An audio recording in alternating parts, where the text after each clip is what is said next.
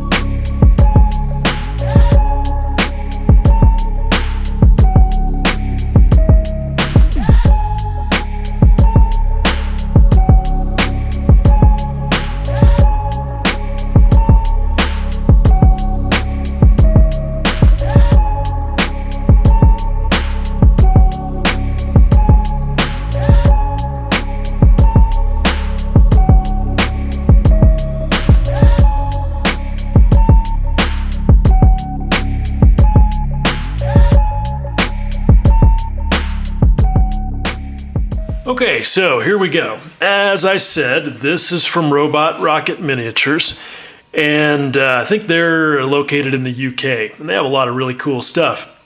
This particular thing is called the Rekonnect bust, and that's connect with a K on the front. And this, I'm not sure if they're still selling this or not. People have made different comments to that effect, but one thing that also came up is that this is part of a larger digital sculpt, and you can find that on ArtStation. And if you're not familiar with ArtStation, you should definitely check it out. It's a great place for inspiration on all kinds of projects. And I mean, you can even find the guy who does all of Edward's box art is on there, and he's got a lot of amazing stuff. There's a lot of people on there who do stuff that ends up being available as STLs for prints. And I'm not sure if the guy who did the Rekonnect sculpt is doing that or not. It would be considerably more involved than this because it features her entire robot body. She's sitting on a bench, so she's got this blanket or kimono or whatever it is, and then there's this whole structure behind her. So it would be a much more complicated painting project than I was after. The reason I bought this one is because I wanted to try my hand at a female, a full face, but with a caveat, as I'll explain. And this one just looked really simple and elegant, and I thought it was cool. And when I got it, I discovered that it was going to be even simpler than I thought because, as I said, it's only one piece. So that was great. I didn't spend any time assembling it, and there was very little time spent on cleanup because it's a really, really clean casting. And as I mentioned, it's all from digital art, and so the detail on it is just super, super crisp.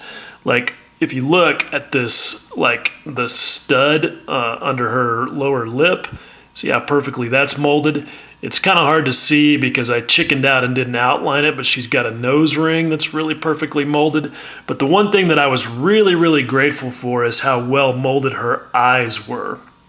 And that's because the easier it is, let me back up.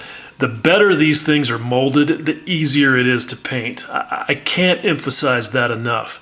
If you get something that's really soft and vaguely molded like most injection molded figures are, it just honestly takes a lot more skill than I have to make them look good. something that's got really crisp detail, like on the eyes, for example. It helps you color inside the lines. I mean, it's that simple. And so I was really happy about that. But that being said, this is kind of a mixture of the issues that I was just talking about with things that are softly molded, because all of her torso and her face and everything is super crisp and well detailed, but the hair, not so much. There's just not a lot of relief on the hair. And so it ended up being the most difficult thing for me to paint. And I don't particularly like my end result. It's okay, I guess, but it was hard. It pushed me for sure. And I guess it came out okay, but I think that the sculptor really would have done us all a favor if he had included a bit more hair texture. So anyway, the thing is what it is. My goal with this was that I wanted to do something that was kind of like, if you've seen Tron Legacy, Jim, the girl who's got the white bodysuit, whatever it is. She's not a robot, but the way that they created her, everything about her is pretty much in gray tones. And I wanted to do something like that, except for the blue eyes and then a little bit of color on the lips, and then something with the blanket to offset all of that. And I feel like I did a pretty good job of sticking to my vision for the thing. That's obviously gray tones. And, it kind of came out okay. I feel like what I was after was kind of sort of doing something that emphasized the idea or conveyed the idea that even though she's a cyber girl assassin, that she, still gets sad, and like a lot of girls, still wants to be bundled up in a comfortable pink blanket. Super cliche, but sometimes those work, right? Anyway, that's what sort of, governed my overall color choices and the look that I wanted. And the reason that I said that there was a caveat about the face is because I was never planning to do a lifelike skin texture. I wanted her to look sort of artificial. And so because of that and because of the whole thing, like if you watch Tron, you'll see that Jim has really, really pale, almost white skin or makeup or whatever it is. And so that's what I was trying to do here. And so there's very, very subtle shading. The tones, underneath her cheeks and underneath her nose are slightly darker, but not a lot. I don't know. Maybe I overdid that bit of the thing. I don't know, but that's why her face is so monochromatic. That was intentional. Now, was it a good decision? I don't know. The truth is that I'm really pretty underwhelmed with the whole thing now that I'm done. I think I pulled it off. I think I did okay. I mean, I executed it okay. I'm just not sure that my decisions were necessarily very good. So anyway, how did I do it? I always try to airbrush as much as I can. And with this one, I really wanted to try and push that as far as possible. So all of her torso, the grays and whites, are all MRP lacquers. And I did a lot of masking. I used masking sol R. Guns has two different kinds of masking fluids. They have masking sol Neo and masking sol R. Masking sol Neo is the real stretchy latex variety, and the masking sol R is the more plasticky, filmy variety. And it works really good for stuff like this where the edge of the part creates the color separation. So come on, focus up there. So where all of those panel lines, if you want to call them that, are, there's a nice crisp edge, and it's pretty easy to get the masking fluid to follow those. So I used that a lot to create the gray and white color separations. But what I used the most of all is Silly Putty. Silly Putty is fantastic when you need to do some kind of organic masking that follows irregular shapes. Because obviously you can mold it and form it however you need to do it. But it doesn't stick to the part the way that like poster tack does. So when you're done, peels right off. And some people worry about it, reacting with paint, especially lacquers. I don't have any problem with that. But then again, I'm also not just hosing stuff on there. So, that may be the reason, but it works really good. And I used Silly Putty a lot. The other thing that I did with lacquers was her skin tone. I always want to get my skins, I always want to get skin to be as smooth as possible, and there's just no way to better than an airbrush for doing that. So this is a mixture, and skin tones, and I feel like I'm getting better at mixing Caucasian skin tones, because it really is the same no matter what kind of medium you're using. It's basically white, yellow ochre, and red. And you can vary that a little bit. I end up using, with MRP, I used white and RLM 79, which is, that's about as close to yellow ochre as you're going to get right out of a bottle.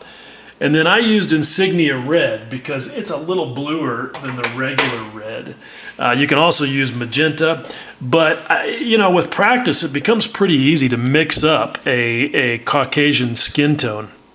And I've done it with acrylics, I've done it with acrylic inks, I've done it with lacquers, and I've done it with oils, and it's always pretty much the same formula. And I've been told that that's the formula that, like real painters that paint on canvas use. So, hey, maybe I'm doing something right.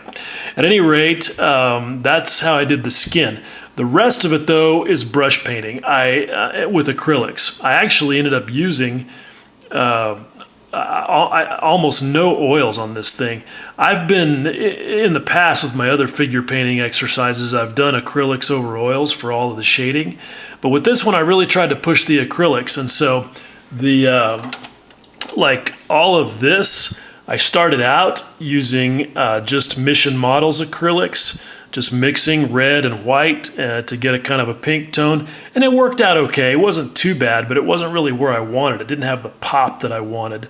So I got myself some Liquitex magenta acrylic ink and created a magic wash using the formula of Aqua Gloss, about half Aqua Gloss, half water, a couple drops of flow improver, and then ink to taste. And that worked really good for getting a richer and denser shade down inside the wrinkles of the blanket. But it still wasn't quite there. So then I came back and I made a really thin mixture, about 10% ink and alcohol, and just did some shading with the airbrush. And that really made it pop. So I'm pretty pleased with the way that the blanket came out. The hair is also all acrylics, some Mission Models to get the base coat, and then it's all acrylic ink on top of that to do the shading. I did use some oils for that a little bit, but they ended up really not working out that great. I don't know why. It just wasn't clicking for me this time with oils. I used oils a little bit to create that kind of look on her eyeshadow, to where I kind of got that blended look. I didn't really feel like I had any choice. I'm sure somebody who's good with acrylics could have done it, but that's not me. I'm pretty pleased with the way the eyes came out. Believe it or not, those are all acrylics, and it's specifically acrylic ink. And what I did there is I followed the method that you will find in this book right here. This, of course, is the book everybody's talking about from AK by Kirill Konaev. It is a pretty incredible tome of figure painting knowledges. I haven't gotten all the way through it yet, but there's a lot in there. You can see this is like 10 pounds of book. If I can find it quickly enough. Yep, How to Paint Eyes. Look at that, turned right to it. His method is good, and I think this is one part of the book that's really well explained. He goes into, the reasons, how he does it and the reasons why. And a lot of it was stuff that I was already doing, even though I haven't painted a lot of eyes. But there were some tips that he gave, to kind of give them more volume and more life. And so I feel like that was pretty good. This book is pretty expensive. I'm not sure for $130 if it's really worth it for everybody who's trying to learn to paint figures. Some people have commented that this book is better for people who are experienced and want to really take their work to the next level. And from what I've read of the book so far, I would tend to agree with that. Not necessarily for a beginner. But it did help me. It didn't help me a whole lot with the hair. I just, I looked around on YouTube, didn't really find a lot of help on the hair, and so that's, it is what it is. I just kind of had to work my way through that. But at any rate, that's it. The only other thing I'll say is there's 2 tricks that I use to help make this better than it might otherwise have been. One is that I use a lot of clear coats as barriers. Specifically, I use GX113 from Guns. It's their lacquer flat, and it's amazing. I love it. It's as flat as anything I've ever found, but it doesn't have the cloudiness that some flat coats will give, and it's bulletproof. It's impervious to just about everything I've thrown at it. You can scrub on it with mineral spirits, and whereas that will eventually eat through Tester's dull coat, which used to be my go-to, it doesn't touch GX113. So the point is that if I'm doing something and I want to kind of use I want to lock it in to protect it from whatever I'm about to do, and to give myself the opportunity to erase what I'm about to do when it goes badly, that's when I use a clear coat. And this, I couldn't even count the number of clear layers this has on it for that reason. But it's basically a save as button. I kind of treat this like Photoshop layers, and I lock them in when I'm happy with them and I'm ready to move on to the next thing.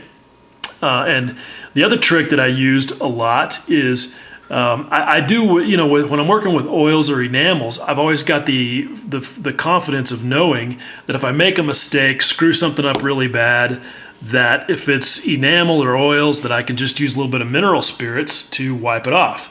Get a little outside the panel lines, which in this case was Tamiya black panel line wash. Mineral spirits takes it right off. And if you need that lacquer barrier coat, then it protects you. That's much more difficult with acrylics. With acrylics, everybody kind of operates on the idea that once they're on there, and you're not going to erase them. And that is pretty much true. But I have discovered a trick. I've talked about it quite a bit. I discovered it by accident because one day I was getting ready to spray a clear coat on a model that I had been handling a lot, and I went to clean it. And I wanted to get my nasty finger grease off of it, but I couldn't use mineral spirits because I had oil weathering on there and didn't want to screw that up. Can't use alcohol because that will wreck any lacquer finish. Plain water wasn't going to get it done. So I grabbed one of my old staples, which is Formula 409. If you're not familiar with it, it's a product that's been around in the United States since the 60s. It's sold as a basic household cleaner, but it's got some kind of really good degreaser in it. And I grabbed it and was wiping the model down to get it clean. And I had some Mission Models acrylics on there on top of some lacquer. And I started to notice that a little bit of that paint was coming off on the towel that I was using to clean it. I was like, wait a minute, what's going on here? That's acrylic. That should not be happening. So I started experimenting more, and I found that Formula 409 will readily remove certain acrylics. Not all of them. Like Badger Stynel Res Primer, it's polyurethane acrylic. This stuff doesn't touch it. Mission Models paint does a pretty good job of removing it. Vallejo Metal Colors doesn't touch it, doesn't help much at all. Liquitex acrylic ink, however, it works wonderfully. And so, like when I was painting the eyes, I did not do a good job of making them round, making the the irises and the pupils round. Because look, I'm just not that good with a brush. But I can go back and cut in and fix the shape after the fact. And so that's what I did. That's the only reason those eyes look as good as they do, is because I was able to use a little bit of Formula 409 on the tip of one of these Series 7 miniature brushes, and basically just correct the shape until it was, till it was okay. It's a magic trick. It's a magic eraser. The other thing that this works well on is the magic wash.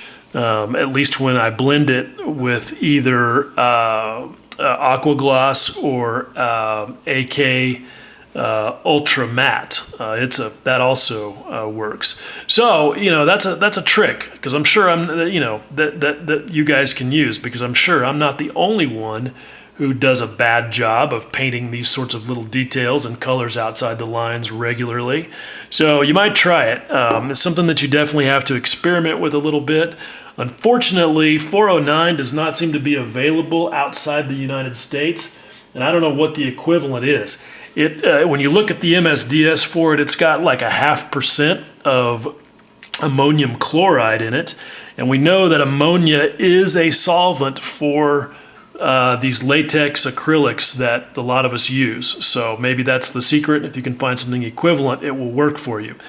But that's the deal. Honestly, as well as it's worked for me, even if I lived in Timbuktu, I would pay the freight to get a bottle of it. It's just that effective. Okay, so there you go. That's kind of the summary of that project. I have to say, it's been like 10 days since I finished the thing, and I normally try to get to photographing and doing these little video things right away, but the truth is, I'm just underwhelmed with this. It's kind of the first time I've finished a project and just been like, meh, I don't know. I had a strong vision for what I wanted to do, and I feel like that I did a relatively good job of executing it, but like I said, I just don't know if my decisions were any good. I don't know. Figures need some drama to read correctly, and I'm trying to figure out how to walk the line between the super high contrast, kind of cartoony figure painting style and the totally realistic painting style. And I'm not sure where my aesthetic intersection is yet, much less how to actually get there. But it is what it is. I kind of viewed this thing as a creative exercise and as really just a figure painting exercise. And so in that respect, it was totally effective. But did I actually get the thing done that I wanted to do? I don't know. But still, I'm glad I did it. And I hope that you guys get some use out of my summary. And as always, if you watched all of this, I definitely appreciate you watching. Much love.